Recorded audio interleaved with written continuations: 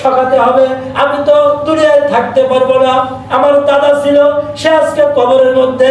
আমার নানা ছিল, সে আজকে কবরের মধ্যে। আমিও তো ওই কবরের বাসিন্দা।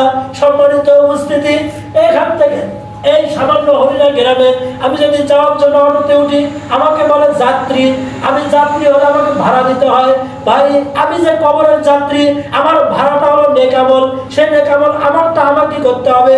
এই দুনিয়ায় আসছি আমি একা। এই দুনিয়া থেকে যখন আমি ঘুম আসি একা, যখন আমি খাওয়া দাওয়া করি একা, আমার হজম আমাকেই করতে হয়, আমার শান্তি আমাকেই ভোগ করতে হয়, আমার দুঃখ আমাকেই ভোগ করতে হয়, আমার সাদা কাফন আমাকেই পড়তে হবে। আর কবরের মধ্যে একা আমাকেই যেতে হবে। আমাকে মাটি দেওয়ার পরে সবার ঘরে ঘরে সবাই আলো জ্বালাবে, কিন্তু আমার কবরের আলো কে জ্বালাবে? একটু ভাবুন, আমরা কি করতেছি, কি করার কথা ছিল? আমাদের তো সবসময় মুখে থাকার কথা ছিল, ভাই কি কাজ করলে আল্লাহ মাফ করে দেবে, ভাই কেমনে ওই কবরের মধ্যে থাকবো, ভাই কেমনে ওই সাদা কাফন পরে থাকবো, ভাই ওই ভিটার নিচে আমার কি অবস্থা শুরু হয়ে যাবে।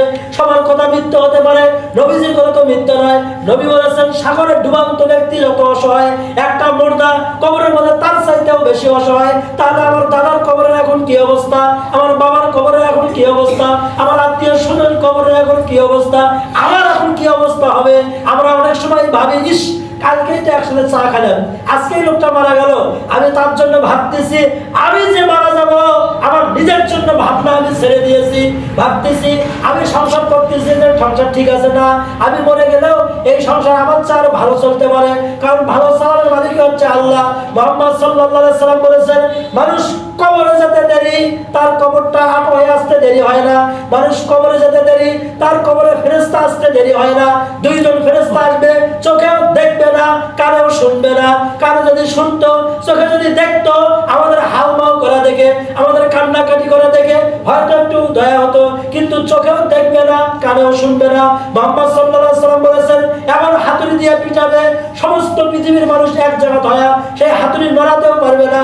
সম্মানিত উপস্থিতি, কেমনে সহ্য করবো হাতুড়ির আযাব, কেমনে সহ্য করবো? হাতুড়ি দিয়ে মারতে দেরি হবে, ৭০ গজ মাটির নিচে যেতে দেরি হবে না, চূর্ণ বিচূর্ণ হতে দেরি হবে না। পৃথিবীর সবকিছু মিথ্যা হতে পারে, এগুলো মিথ্যা না।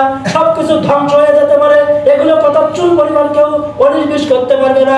মুহাম্মদ সাল্লাল্লাহু আলাইহি সাল্লাম বলেছেন, কবরের মধ্যে কমপক্ষে ৯৯টা সাপ চলে আসবে। একটা সাপ যদি দংশন করে ৪০ বছর জ্বালা যন্ত্রণা থাকবে, কেমনে সহ্য করবো?